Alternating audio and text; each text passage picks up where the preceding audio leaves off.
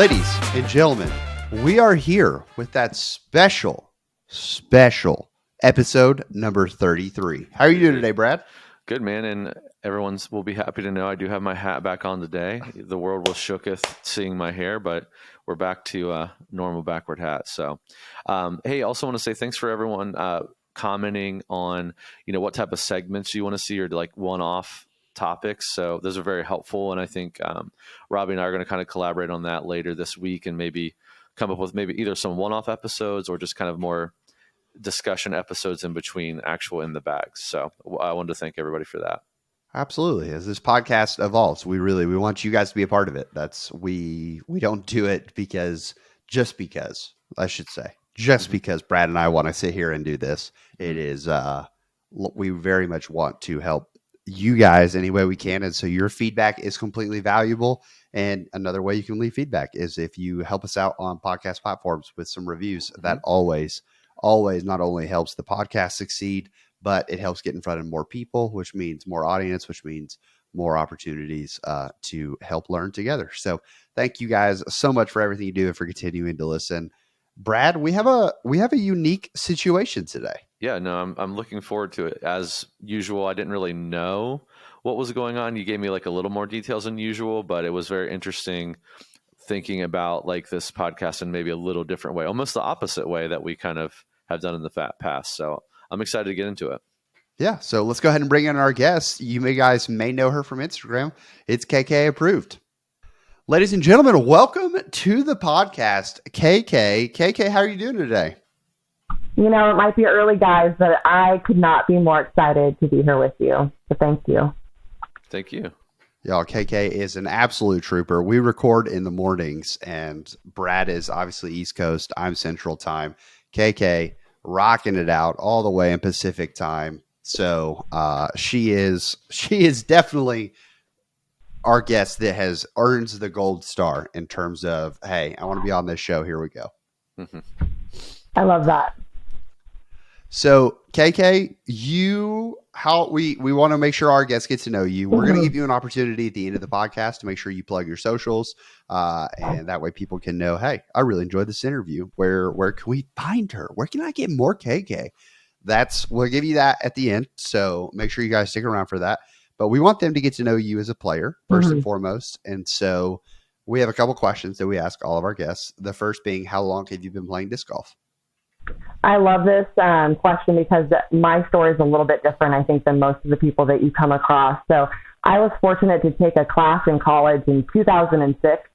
So I might look very young, but I've been out there. So in 2006 at California State University, Monterey Bay, Stancil Johnson was the original instructor and was able to work with the school. And it was across from where I lived. I grew up playing ball golf, both my brother and I. So it was an easy transition. He was starting to play at our local course. And it was such a great experience. So probably a handful of girlfriends of we would go out. It was on a Friday morning. And it was such a great experience. Stancil and then Merle was the other instructor, took the time, taught us backhand, forehand. I was a media student, so I had done like a little film of him, but I have. So it's Stancil teaching the class in 2006, and so I played for a few years there. And then I lived in Santa Cruz, and I played De Live, my local course, how spoiled. And I would play casually a couple times a week with friends. And I did that, up until about 2018. So I've been playing for a while casually. I'd never played tournaments, just, playing with friends. And then I broke my arm. So I was running down the stairs trying to catch my train. And I broke my throwing arm in an awkward place. And so it took me a while. I was in a cast for 7 months, and I did rehab for about 7 months. The first time I went out to play disc golf, my arm was like, hey, different, not the same. So I had a lot of Champion Innova plastic my brother had given me, things that were max weight. And it was difficult, to be able to understand that I have to start new. And it was just as in late 2019, there was some content available, but nothing for a woman, a beginner, outside of a starter pack. So I grabbed a DX Leopard, of 156, and I had another one that was under 150. and to be able to, for the first time, feel like it was back, that original feeling of loving the sport and seeing your disc fly. And so there was a light that opened for me, and I think a space and an opportunity for so many people. So I was around a community. I just moved back. My work has moved me from California to Colorado, back to California. And I had a couple of juniors that were in my local area, and they were girls that were just nervous about competing. And it also lit a light in me in that, there's a space to be encouraging. So I said, if I sign up, will you sign up? And it was for a women's tournament, and the 11-year-old girl was like, I'll sign up. And so that was the first tournament I did in 2020. I'm second to last in my division. I learned so much. But also the camaraderie, the girls that were in my first group are women that I'm still friends with. One dyed me a disc. The other is, running the women's league in one of our local areas. So it was another light that opened of like, there is more space from a social media standpoint, and then just a local encouragement. So I've been able to also move again in the last 6 months. There's another community that I'm involved in. And it's another space for me to encourage myself, to have a space outside of work that is a release for me, to see something I can progress in. But 100% it's community and encouragement. There's so much dark out in the world, but there can be light. And I think that's where it's been so great for disc golf to combine, my self-confidence, other women's beginner self-confidence, and that it's okay to ask questions. You guys are the antithesis of that. You provide a space for people that are not sure where and what direction to go. And that's kind of the space that I'm in, is that I've got a lot of my own ideas, and there is some stuff out there in terms of disc manufacturers, but from like a YouTube or from a content standpoint, who's telling beginners outside of the faces in front of me how to play disc golf, or what are better choices? So that's been the best and the most inspiring thing as I've watched your show, is that it's been not only help for me, but it's advice that I can share and other resource to be able to send people. So while that is a robust and maybe a longer story than most of the people, my story is a little bit longer, and it's unique. So that's the KK Disc Golf 5-minute story. I love it. I absolutely love it. Brad, I don't know if it's encouraging to you to hear it, but for me, yeah, it stands out as looking at an opportunity and even pushing through. Man, I can't even imagine having to rehab from years of experience to, I feel like it's a new game. It's a new game physically, but maybe not mentally. That gap is so hard to deal with sometimes. Mm-hmm. Yeah, absolutely. Yeah. So, okay. Well, KK, you've inspired me already. I love it. Thank you so much. And we want to keep this going. So since you've come back from your injury, what would you say distance wise, what are you looking at in terms of backhand and forehand? Yeah. So that was the number one thing that I focused on, because it was so hard, like using this motion. So like a fork or a wrist flick was the hardest motion to get back. So I focused a lot of just, starting on the tee, using slower speed discs, using putters, mid-ranges, and working on my backhand. So, that is my strength. And I'm at like a 270, 280, 300 if I'm, have been warm. So that is something that I focus on. It's something when I play tournaments, women are like, wow, you're so consistent. You throw, very much straight and very much in the center of the fairway most of the time, and consistently about 280. And then I have a forehand. I'm a former softball player. When I came back, the forehand, like my backhand, different arms. So it was discouraging at first when I could not throw it out of my fingers. So I didn't touch it until about 6 months ago. And I'm getting almost the same distance off the tee now. So I can, about 250 to 280 is what I'll get for a forehand.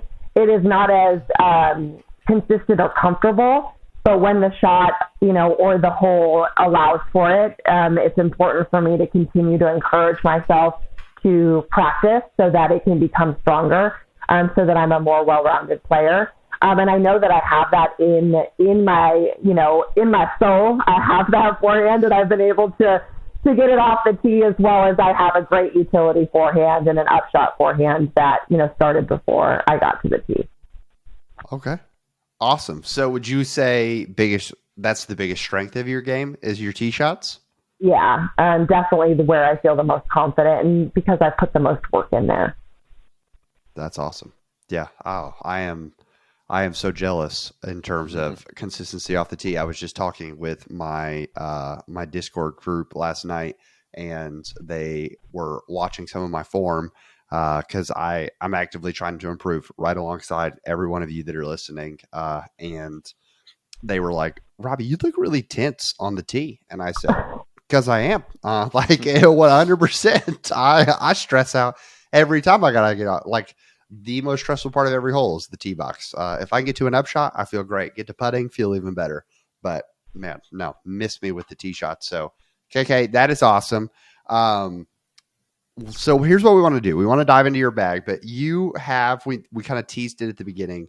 You have a bit of a unique situation. So you have recently signed with a manufacturer. Which manufacturer? So I am proud for 2023 to be part of the Gateway Disc team. So Gateway, as you know, has been around a very long time. I've thrown Wizards. I've thrown a lot of other molds. My brother's also a Wizard thrower. So I think that lore of, me being so passionate about that as a disc itself, as you are passionate about specific discs. But then from a lightweight disc standpoint, the last year and a half, I've really dived into their fairways, their distance drivers, and they provide a lot of lightweight options, which is, perfect for me. So I think it was like a natural partnership. And that's, the biggest kind of help that I would need or advice is just looking at, being able to have a one, manufacturer bag. I know Brad used to have an all disc brass bag, and being able to go vice versa, there is a level of stress both ways. So that's, we're right on the cusp of it, happening. So it's just, it's fresh, and just appreciate being here with you guys. Yeah. And so we've talked about on the show, why would you want to go to a one manufacturer bag? If you weren't sponsored per se. So I want to give before we dive in, so that way people are like, don't think, oh, I don't throw Gateway, I don't throw one manufacturer. Next episode, see you later. Now stay here for a second. We got some ideas for you. So, Brad, back when you had your Discraft only bag, I know you've talked about you're a loyalty guy, right? Right. Sometimes to a fault, but it's fine. It happens. So, what were some of the perks that you felt when you had that one manufacturer bag? I didn't think there wasn't really a lot of guesswork. I think the only bad thing about having a mixed bag, I mean, if I'm saying that this is a bad thing, it's like, okay, I need an understable fairway. Well, now instead of having 2 options, I have 75, right? So that was the perk of having a one manufacturer bag, I suppose. It's like, hey, here's the 30 discs you have access to. Which one do you like? Which ones fill the slot. There's not a ton of options. So I think with anybody, not even just disc golf, within anything, if you have too many options, you start to be a little hesitant. Maybe you don't give things enough time to really get confidence with them. So I think that's probably a perk. Yeah. And to me, that is absolutely the biggest thing. If you find yourself overwhelmed in the plastic market, because there is so much plastic out there, then I'd encourage a season of going through it. I know lots of times people do make that jump simply for the sponsorship chase.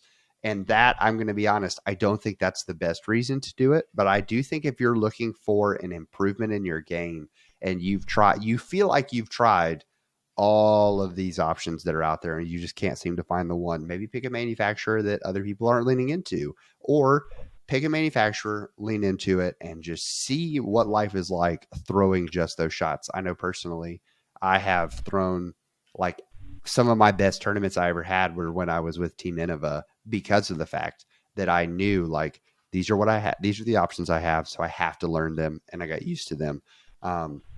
So there's pros on both sides, pros and cons. We Mm-hmm. never on this podcast want to be the people that are preaching this is the way, that's it, Mm-hmm. lock it in. Like, if you want to be into mold minimalization, do it. If you don't want to do that, great. If you want to be a one manufacturer bag, awesome. If you loved your mix bag, fantastic. We welcome all different types of people here because every disc golf bag is unique. And at the end of the day, if it's good, what do we say? Bag. Yeah. Keep it in the bag, baby. So, and I think, that is the message. It's just, hey, here's the options out there. Here, strategies, which one fits you the best. And one thing I'll say before we move on, that I was just sitting here thinking, like, why did I stay with a bag and what did I learn from like a one manufacturer bag? I think I learned equally what I like and what I don't like very quick. And that has helped me as I'm introducing more brands and molds into my bag. I'm like, I can tell like more quickly what I like and what I don't like because I've spent time to really figure out what that was. Because, when I had the one, I was like, man, I don't like mid ranges. Well, I didn't have a lot of options that felt good. That's why I didn't like mid ranges. So I know what I like and don't like. So for what it's worth, I wanted to add that before we moved on. Oh, absolutely. Absolutely. All right. So, KK, looking at your bag, I want to honestly start off by saying, I think in terms of like shots, it looks like you have a ton of your shots covered as an initial look at the bag. You've got quite a few discs in there, but you got quite a few discs and quite a few molds as well. But I don't think that's like we said just a moment ago. I don't think that's necessarily a bad thing. We just want to make sure that you've got lots of shots covered. And so as we walk through today, we don't want to necessarily we're going to talk about some of your discs and what you do with those discs, but we may not have a exact, to replace your whale, this would be a blank. Because if I'm being 100% transparent, I'm somewhat familiar with the Gateway lineup, but I'm not incredibly familiar. Reptilian, I've only thrown the Stego, and that's something. So I've not thrown any of Reptilian's other stuff. I've never thrown a Black Zombie disc. So for what you're allowed to throw inside of the Gateway lineup, I have thrown a decent amount of AGL as well. Yeah. So we can't necessarily walk in that realm, but when you're switching manufacturers, have you ever done a full bag swap before? In terms of having to convert everything over? So when I came back, I had to take my bag that I had for, a while, and I had to completely change it. And there was so much more plastic available. So that's where I went down I do a lot of unboxings because I've tried a lot of discs because I have to, because my arm is unique. I can't be throwing anything, from a fairway standpoint or above over 160. So that's where I've expanded what plastic, what manufacturers, there's more available. There was probably only 2 manufacturers available when I first started playing. So I've gone to different bags where I've done mostly an Innova bag. And then I kind of had mostly a Discraft bag for a period of time. And then I had mostly a Trilogy bag for a while. So I've done a lot right now. And what I've had is things that I've used in the field most recently. So as somebody else that is like Brad, adapted and changed, it's kind of the same thing. There might be more molds in one slot. It's kind of to solidify what is the most appropriate, what feels the best. And then because my arm speed is slower, some things that are stable for certain people or understable might be more stable for me because, obviously I can't throw it as hard or as, my arm isn't as strong. So that's where, my Valkyrie for somebody might be understable. It's stable for me because it's in champion plastic. So those are kind of the uniqueness of me and maybe where mine's a little bit different. And then I think, as flight charts and if you look at gateways, it is very covered in terms of shots that they have available. And then I've used AGL because they're a California-based company. Something that in their every tree is planted for a disc that you buy. It's something that aligns with, my core values. So to have that as an opportunity, so I already have, 5 or 6 different molds of AGL that would pair with some of the holes, if there is any in the Gateway lineup. And that's what also is fun. I've never thrown a reptilian disc or a black zombie, but I'm excited. Mm-hmm. Absolutely. And excitement is what we always are hoping for, right? When you walk away, it's the beauty of the new bag process. And there's comfort in, oh yeah, I've had the same bag for 12 years. And then there's also the excitement of, yeah, I put new discs in my bag every week. And so Yeah. we want to find somewhere in the middle ground to have comfort and consistency. That's the real key.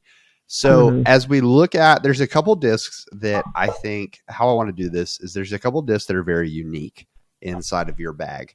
And I want to know what shots you throw with them, so that we can talk about as you approach this new lineup, there probably isn't a disc that just instantly replaces this. So how can we still get those shots out of other types of discs, kind of a deal? And we want to start with one that I think is a super obvious one, the Berg. So you got a Cookie Monster right Berg. away. Yeah, so Cookie Monster Berg, people love. Oh man, that is so fun. That is such a cool die. So Cookie Monster Berg, what do you throw the Berg for? So it's a definite approach putter. It's a circle 2 putter.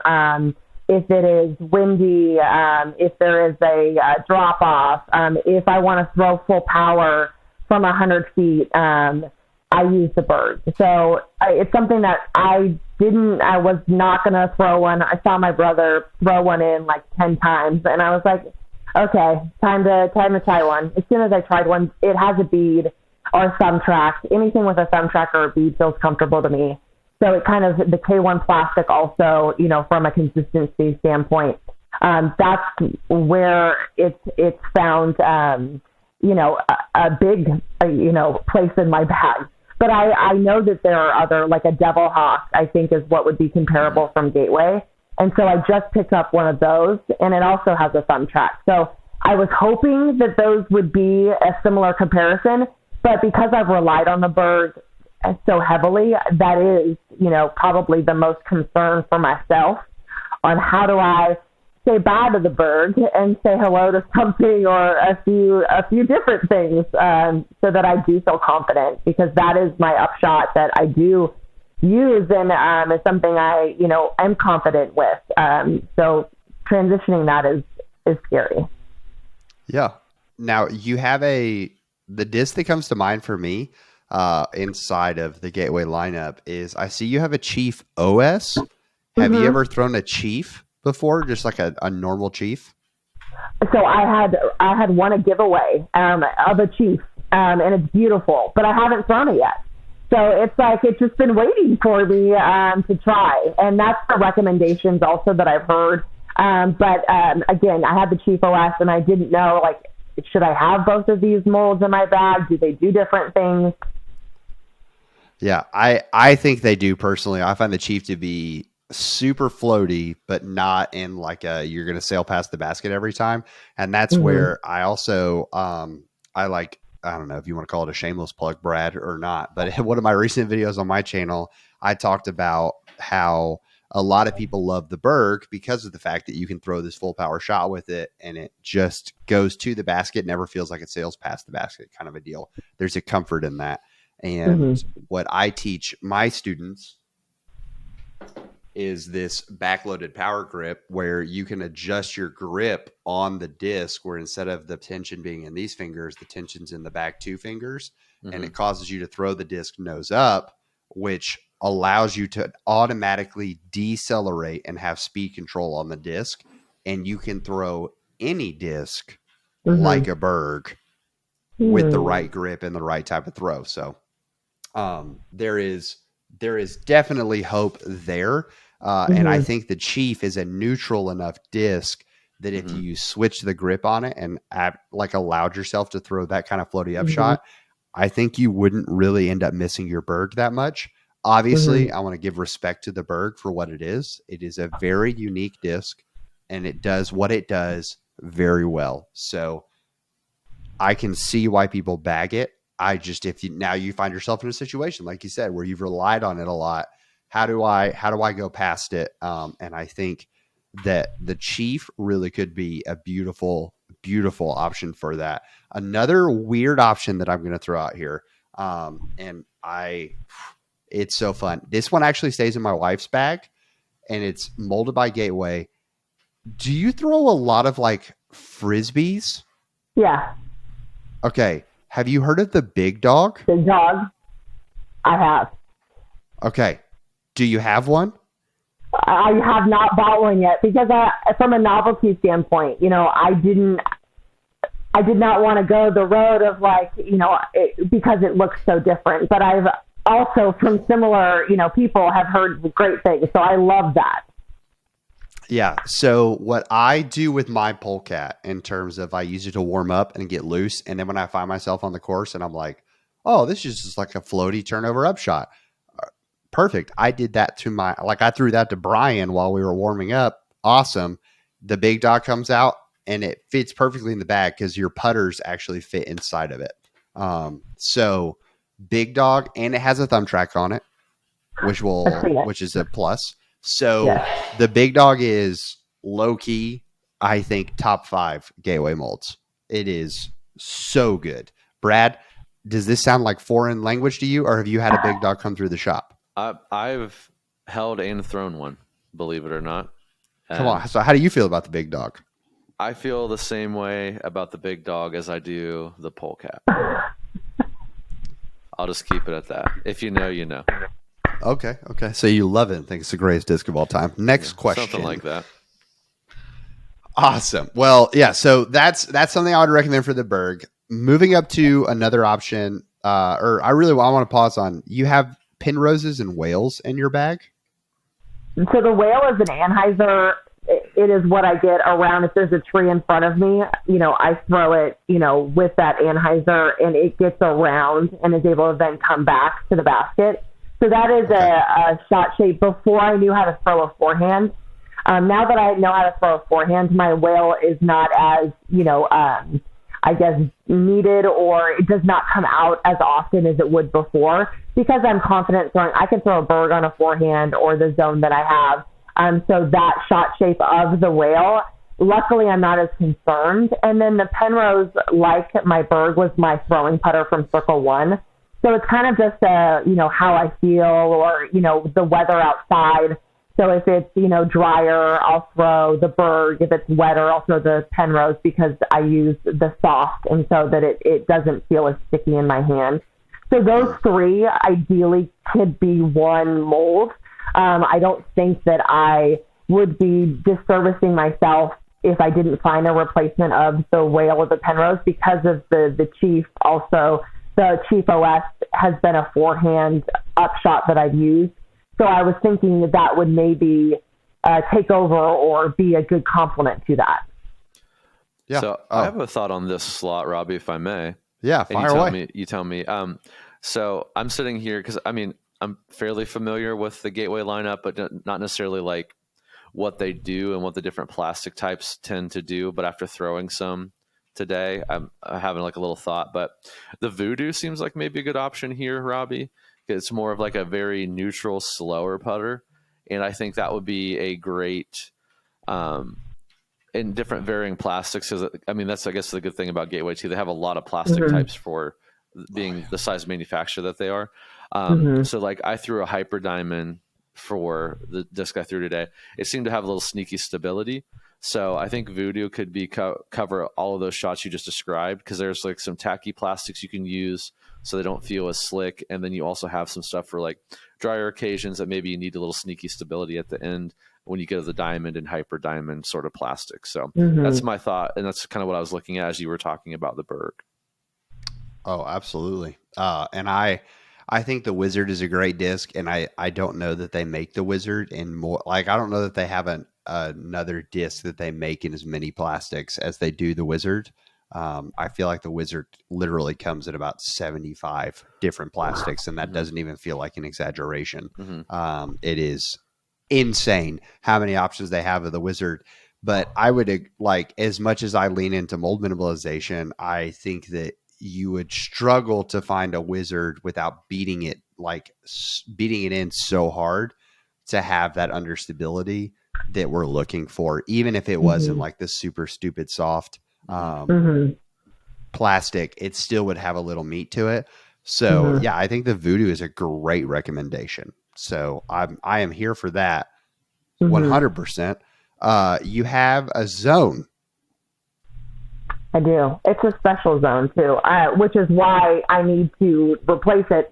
So I found this in the used bin at Play It Again Sports. It is the Pro D plastic, Brad. I don't know if this is something they make anymore, but as soon as I threw it on a forehand, I was like, wow! But it gave me confidence to then throw other discs on a forehand. But it's one of those things that it's like a blanket, it's something that it's in my bag, it's kind of like that, icon that I have to see the yellow rim when I look at it, but I know that it's not something that belongs there. I have to just, put it at home. Yeah, exactly. Yeah. That's a tough one to replace when you find a disc that's just kind of like that. I think it seems like to me, Robbie, that like that overstable approach disc is a very like special spot for a lot of like players, new and seasoned players. So yeah, I think there's definitely some room there, especially I think do you like the feel of the plastic? Is it just like comfortable to you, or is like just the whole essence of the disc the comfortable part? Well, I have a Get Freaky zone and I love it. It's something that I use to play catch with. It's the first disc before I found that zone that I could use a forehand from a utility standpoint. But the plastic, because it is softer, and my hands are incredibly sweaty. So that is where sometimes they get freaky. I make chalk bags, and I can't get enough on me sometimes to feel confident when I'm playing a tournament. So when I was able to find this in the plastic, it from a tournament standpoint, it just made me feel more comfortable. Got it. I would recommend checking out a hemp blend. They have the hemp blend Baobab. The Baobab is going to be, it's pretty overstable. And like it's real overstable, but because that hemp blend's pretty baseline, it has the grip you're looking for. I mean, the Pro D is also crazy baseline. Like I feel like you hit a tree really hard with that zone, RIP that zone. So the hemp blend I think could be really good for you on the Baobab. I have a friend locally who was an AGL player for 2 years, and his hemp blend Baobab looked like it got ran over by a truck and then eaten by its dog, and it still had some stability to it. So I think the Baobab, people sleeping on that disc. It's really, really good. But I would try to find it in a lighter weight if you're going for it, even though it is a putter, just because it really does have some beef to it.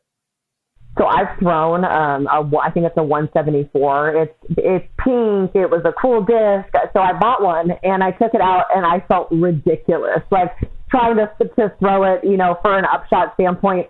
And my friend who throws AGL, he has, the ability to. He's stronger, and it's more useful for him. But I was like, this could be a roller disc for me, but not at the specific weight it is. They do Bab It Up challenges now. They have one where my brother is. And so people, you learn how to use that disc, but I did not think of it from a lighter weight standpoint. So I think for me, and in the hemp plastic is a great opportunity to retry it. Because again, there really isn't much in terms of that zone slot. So I think having a different option like the Baobab is a one I would have never thought of. So I love that recommendation. Yeah. And the other option there, and this could be weird because people absolutely hate this disc. The Stego, here's the weird thing about the Stego, is the Stego is just as it is so overstable, but it is a modern marvel, we'll call it, because the faster you throw the Stego, the more overstable it gets. So it is a great upshot disc, but it is horrific for like a tee shot disc, if that makes any sense. Yeah. So Stego, great option. Love that. In terms of like looking at it, people meme that disc, but in my heart of hearts, maybe it's the middle school pastor in me. When people meme a disc, I instantly become like emotionally invested in it. And the Stego, I don't have a great relationship with the Stego. You can find videos of me on the internet saying that I want to burn it, but I do think it has some value to it, having recently thrown it for another challenge. So definitely check out the Stego. But here's what we're going to do here, KK, is for the sake of time, we want to move on to your drivers, because to me, if we're going to spend a lot of time in the two areas, we care about the short game, and we spend a good bit of time there. And we care about keeping your strength what it is, the tee shots. So you bag a sail, and it is your primary distance driver. What does the sail do for you? Because I think that'll inform the conversation with Brad. So I was in a tournament, and I saw, this woman, I was playing with, throw very consistent, straight, off the tee, throwing it flat. And I asked, she's like, oh, it's a sail. Like, that's all that I throw off the tee. And so just playing with her first few rounds. And then I picked one up in the same plastic. And that's where, right out of the bag, I was able to throw it. And then I had used diamonds before, and they were becoming too understable for me as I was becoming stronger. So the sail replaced, mostly the diamond. And I'm able to throw it farther, more consistent, and instantly out of the rack. So I didn't have to beat it in, and it was stable enough. So even if there is a little bit of little wind, I'm able to throw it, and it still has enough stability to go straight.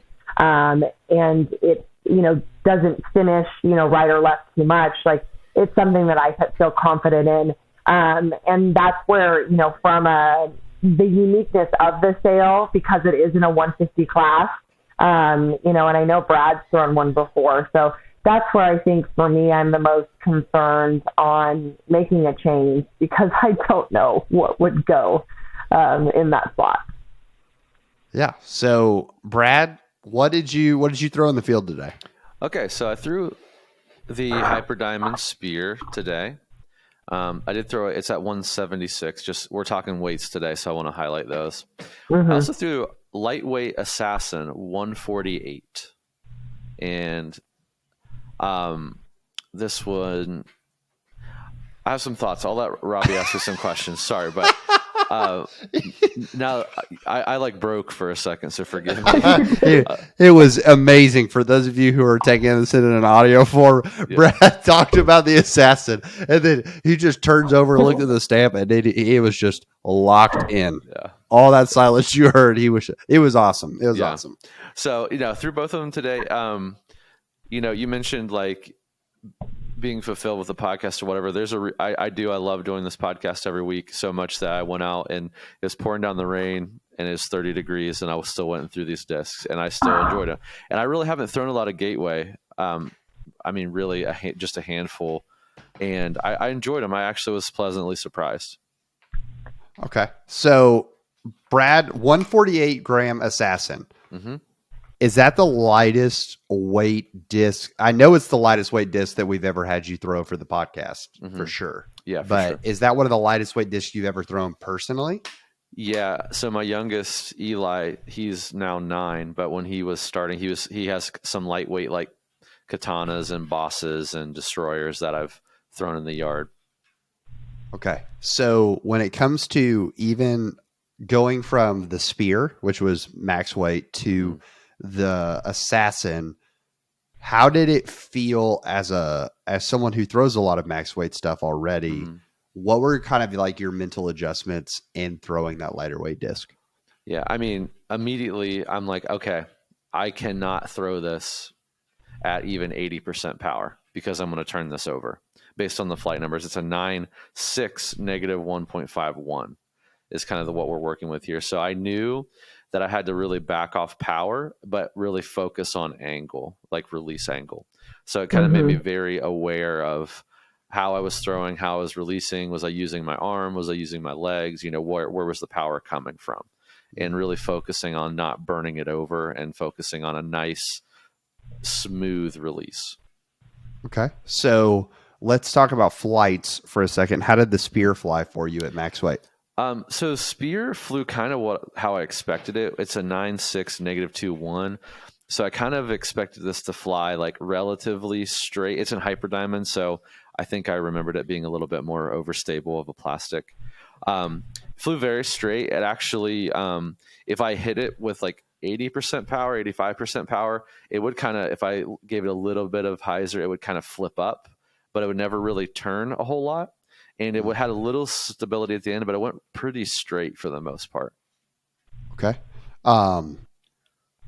Then the assassin, Mhm. obviously super, like it's lightweight.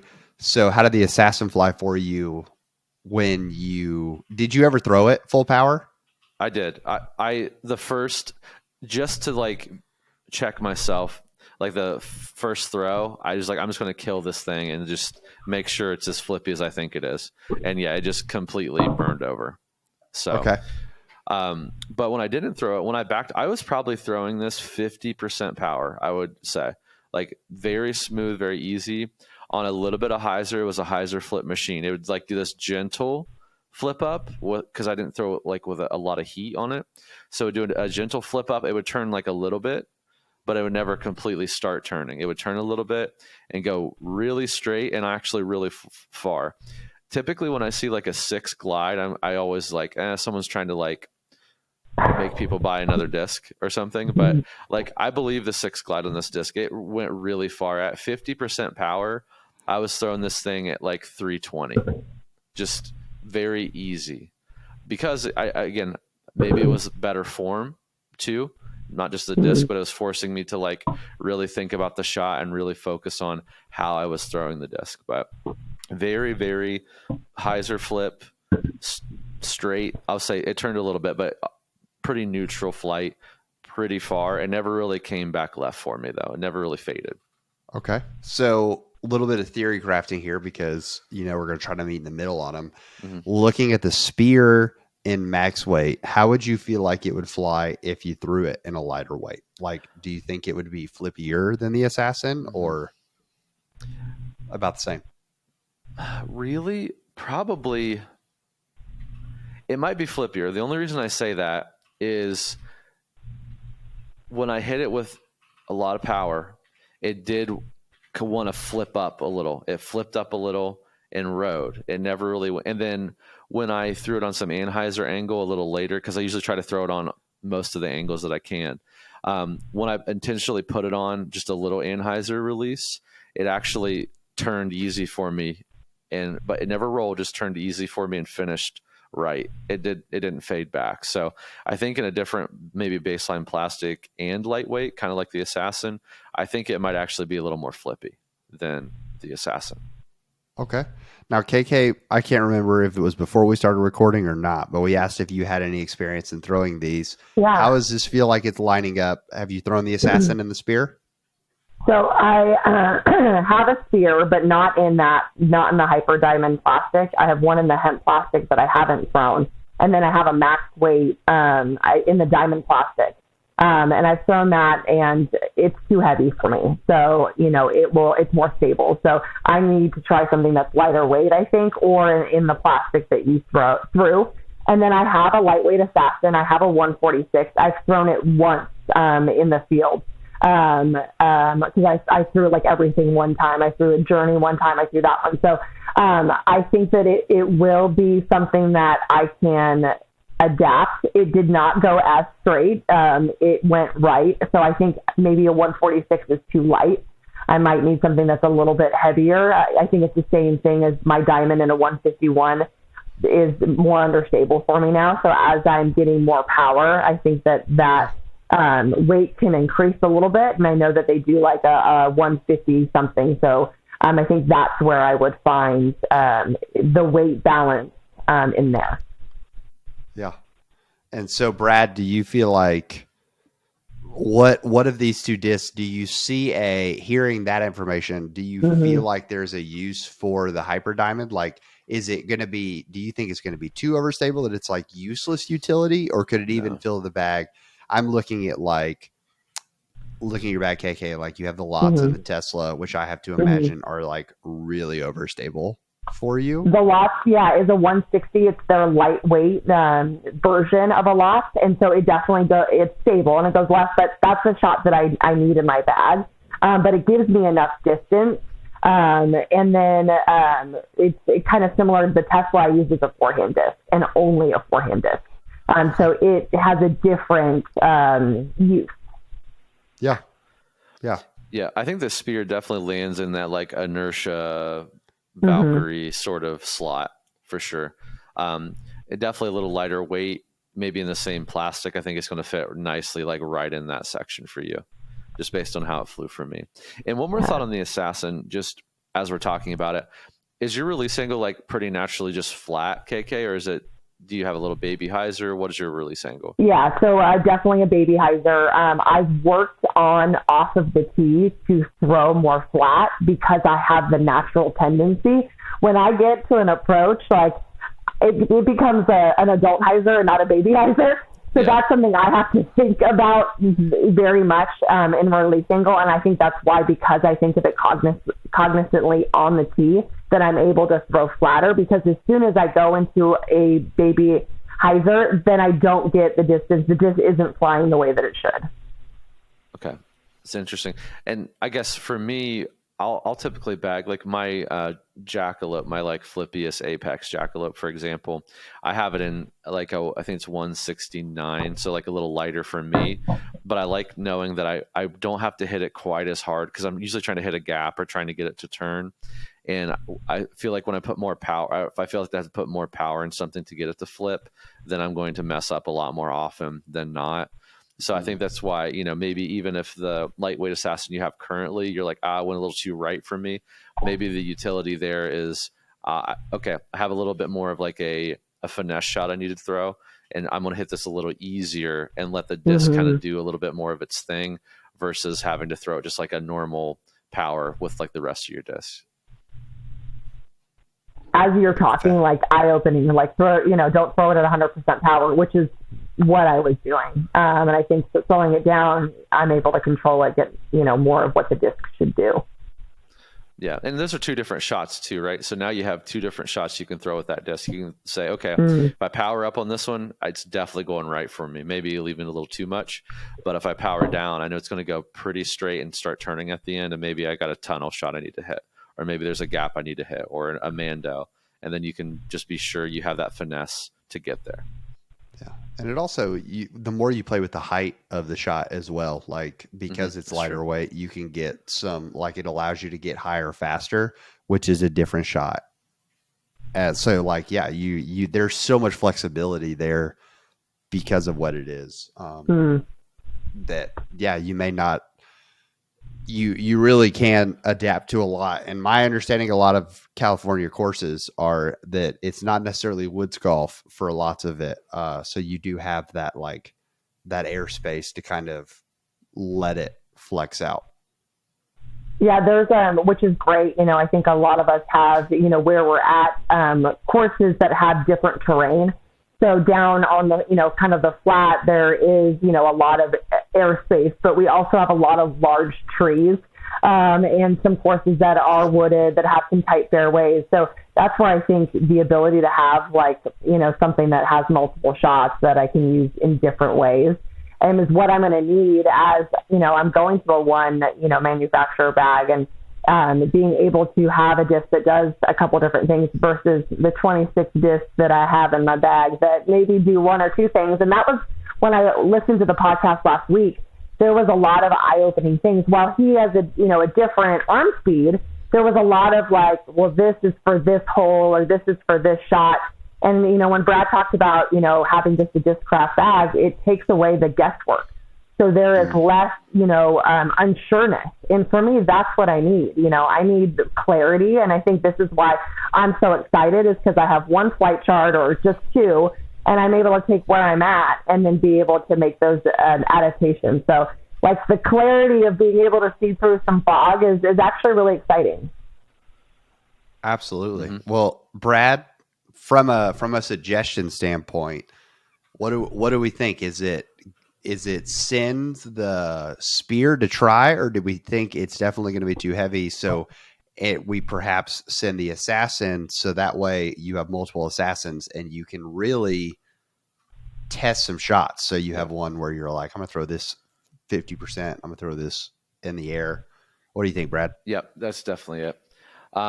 Definitely the lightweight assassin is the way to go. I think for the shots you're looking for to give you multiple discs to just continue to work on that, I think that's definitely the way to go. Awesome. So, KK, would you be willing to come back on the show a little bit later for a reunion episode in the new year and talk through kind of, hey, here's what I'm learning with my, you'll officially be all team Gateway. Here we go. And talk us through kind of, how the assassin's working out for you now that you have more time to throw it. It would be my pleasure. I would love to. Great. Come on. Well, KK, it has been inspirational. It has been awesome having you on. We really, I can't say thank you enough for coming and joining us this early in the morning. It's definitely been a bright spot to my day so far. For sure. And really, I hope that as you guys are listening, it's been a bright spot to yours. But if you've loved hearing KK, hearing her story, where can they find you? So I've got a great Instagram. It's where I found you, Robbie. So KK approved. So KK_approved. You can find me on Instagram. I also have a TikTok because that's what the kids are doing these days. I also have a website, so KKapproved.com. I have sweaty hands. I made my own sock bags because I could not find any to buy during the pandemic. They're adorable shapes. They're called Fruity Grip Sacks. They're made with magnesium carbonate, so basically climbing chalk. But I made them because my community was like, I want one of those.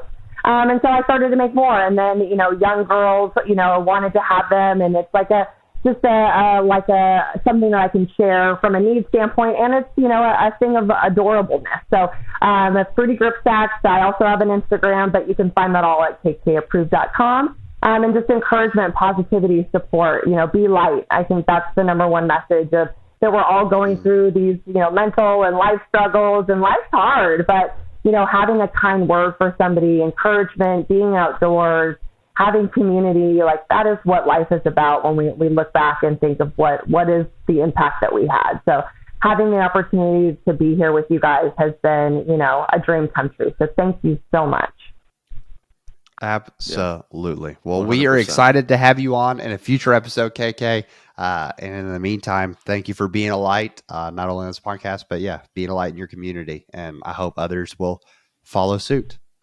Another episode down, Brad. This, it felt good. It felt like I enjoyed it a lot. I hope the viewers loved it as well. Yeah, absolutely. No, I think it was great. It's great to hear her perspective and someone who's kind of doing the opposite of what we've been talking about. And again, all of those options are good, whether you do one manufacturer bag, mixed bag, you're trying to do manufacturers you haven't tried in the past. I think it's all good.